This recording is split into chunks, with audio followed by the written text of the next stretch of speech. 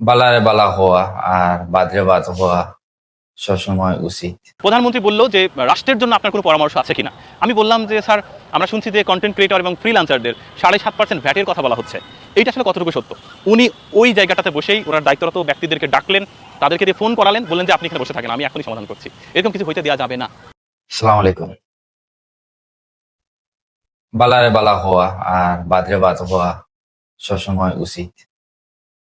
সত্যরে সত্য হইতায় মিথ্যারে মিথ্যা।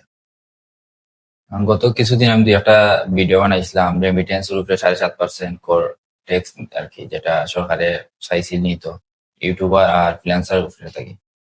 তো যেটা আমার কাছে লাগছে যুক্তি, আমি মানছি এটা নিয়ে। আরো বড় বড় অনেকে মারছেন, মাথার পরে গতকাল একটা ভিডিও দেখলাম চিত্র মিডিয়ার জুয়েল ভাই, মানে যে কৃষিকাজ নিয়ে কন্টেন্ট বানাই, তাইনোর সাথে প্রধানমন্ত্রী সাক্ষাৎকার হয়েছে।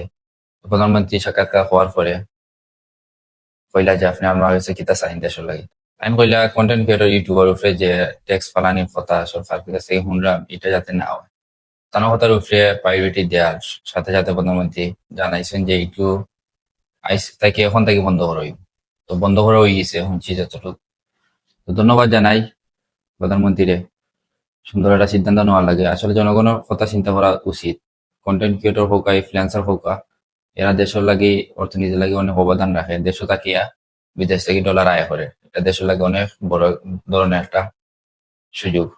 তো যাই হোক, তবু পালা সিদ্ধান্ত সবসময় সাধুবাদ জানাই। জনগণের চিন্তা সবসময় করবা আশা রাখি। তো আরো কিছু বিষয় আছে আমরা দেশে বর্তমানে, যেমন ধরুক আপনার হুট করে তেলের দাম বাড়াই নিয়েছেন, পেট্রোল, অকটেন, কেরোসিন সবকিছুর দাম বাড়াই নিয়ে গেছে। মাঝে বাড়াই নিয়েছিল বিশ্ব মাঝে একটা সমস্যা দেখা দিয়েছিল যুদ্ধ লাগে, ঠিক আছে বাড়াইছে। এখন হুট করে আবার 5 টাকা বাড়াইলা। বিশ্ব মাঝে দেখানো তেলের দাম আমি যতটুকু দিয়েছি নিউজ পাইছি কমে, এই জায়গায় বাংলাদেশ আবার বাড়াই নিয়ে গেছে, তাও কোনো বিজ্ঞপ্তি নাই, হুট করে হয়েছে লগালগ বাড়াই নিয়ে গেছে। আর সেকেন্ড হইলে বাইকের উপরে একটা কর আছে, যা আমি দুই একটা নিউজ পাইছি, এখনো আমি কনফার্মেশন করতে পারছি না যে এগুলো বাধ্য শুনছি বাধ্য হয়েছে। এখন শিওর এখনো শিওর না, যদি বাধ্য হয় বালা, যদি বাধ্য হয় না হয় প্রধানমন্ত্রীর হইম এগু বাধ্য হবো।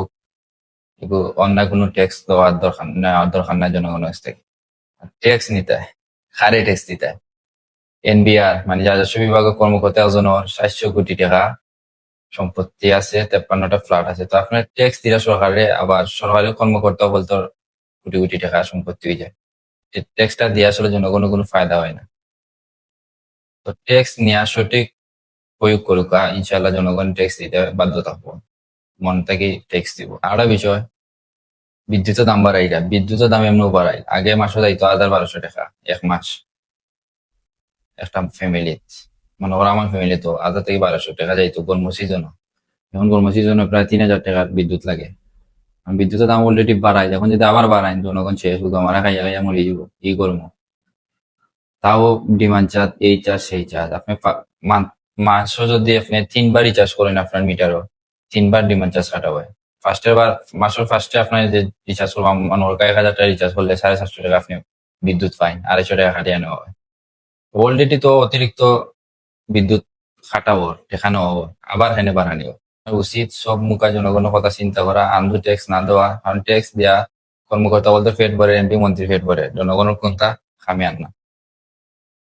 আর বিদ্যুৎ বিলও বাড়াইবা না, বিদ্যুৎ বিল বাড়াইলে জনগণ অনেক এখনো কষ্ট, তারও বেশি কষ্ট দেবে। এর চেয়ে আপনারা বড় বড় যে আগে বুয়ালিয়া সালম 1,000 কোটি টাকা লিয়া বাইকে গেছিল, আবার দেশ আনা হয়েছে, আনিয়া তাইনটা আবার ইসলামী ব্যাংকের চেয়ারম্যান বানানি কথা, এটা লিয়া প্রতিবাদ সালে।